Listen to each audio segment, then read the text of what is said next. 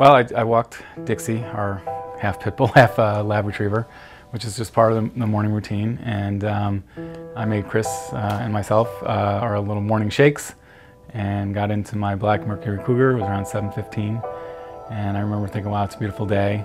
And I just headed towards Hartford. That was my normal routine. I do remember thinking of all the things I had to get done at work. I had a long to-do list that day. And I definitely remember thinking I should have left an hour earlier. So I was kind of scolding myself for not leaving a little earlier. And the next thing that I remember is waking up in the hospital. That day of the year just happened to be the busiest day of my year at work. And I remember it being a beautiful day, drove to work, and had customers already waiting in line when I got there, so I took care of that. And I kind of remember greeting everyone, and one of my coworkers came in and said there was an accident, a really bad accident on Route 10 and Route 44. And I kind of felt something. I'm not sure what it was. And I had a second, so I went over to my desk and I emailed Mark, and I just put in the subject line, "Are you there?" It was very surreal. You know, Chris was there explaining things to me. I mean, clearly something bad happened. You know, I was on a lot of medication, so it was very, very fuzzy, but I knew something bad happened, so I kept asking what happened. And I think Chris was trying to not upset me, just saying, "You were in an accident, but everything's okay." And I kept fixating on, was anyone killed? Even though he was conscious, he was out of it. And I told him that he had been in an accident, and he kept asking me the same questions over and over again, and I just didn't feel that it was prudent at that time to tell him that people had been killed.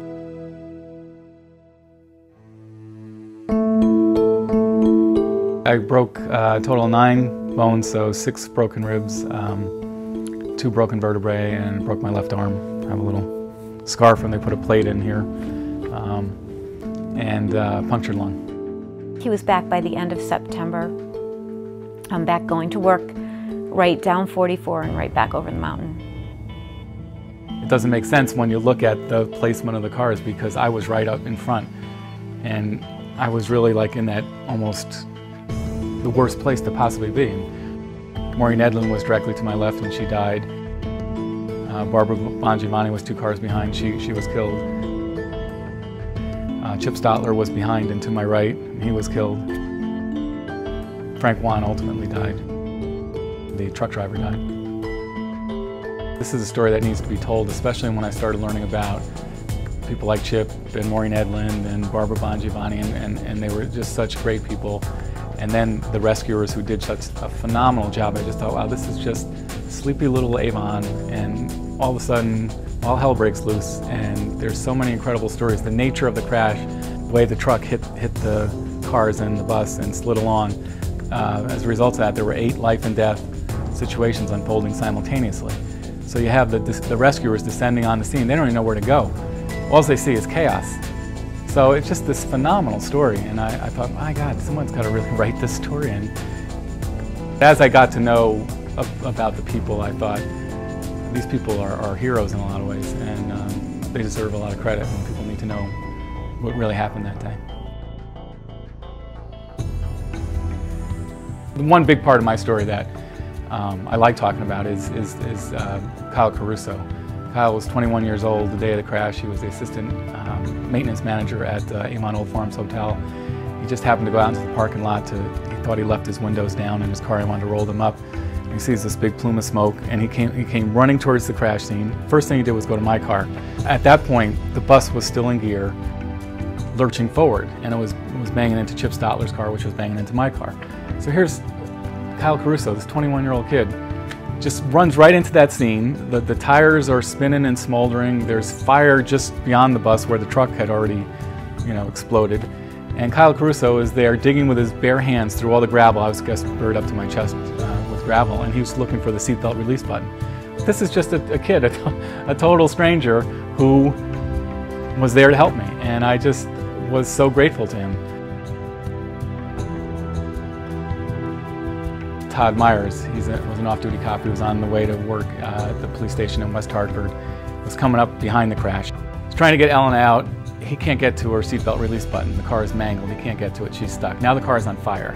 Now he's worried, and he's within a few feet of this conflagration, and he said something else exploded on the truck, and he felt a wave of heat coming towards him. Meanwhile, Elena is in this daze. She said, I don't know why, but when I saw white, which happened to be Todd's white t-shirt, I thought of angels. I said, why are there angels in my car?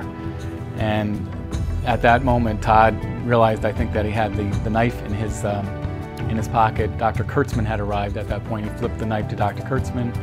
Dr. Kurtzman cut the seatbelt. Todd, one last time, the car's on fire now. He had already burned his arm. He already had broken glass in his hands. Reached in and pulled her out and carried her over to the lawn in Nassau's there.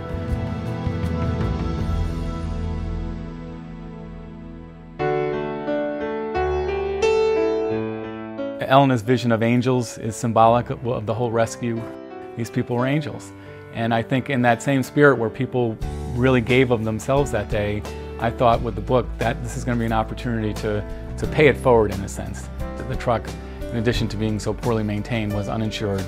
So the people who lost loved ones also, in addition to going through the incredible devastation of losing a loved one, they're also dealing with some severe financial problems as well. Maybe the book will sell some copies, we can make some money from that, and then that will go to the families. I'm so proud of my husband. I am proud that he has written the book, that he's seen this project through. The book is brilliant. He's a great writer. He's giving all the money away, which I don't think, Mark being the person that he is, I don't think he would have it any other way. I hope and I pray that we can raise a lot of money for the victims of the crash. I think we're here to do good work. And if we can help the victims and their families, those 5 little Stotler girls and the Wan family and anyone else who needs it, we're here to do it. People are basically very good. When you think what happened that day, there was one bad guy who set in motion this very tragic chain of events. But 300 people descended on that scene. 300 people didn't necessarily have to be there, and they were just there to help their fellow man. And when you read the stories about what these people did, how they put themselves in harm's way, and just amazing stories of courage and kindness, I was just absolutely blown away by that. And I thought, you know, that's a huge part of this story, the incredible response. It restores your faith in humanity when you read about so many people doing the right thing that day.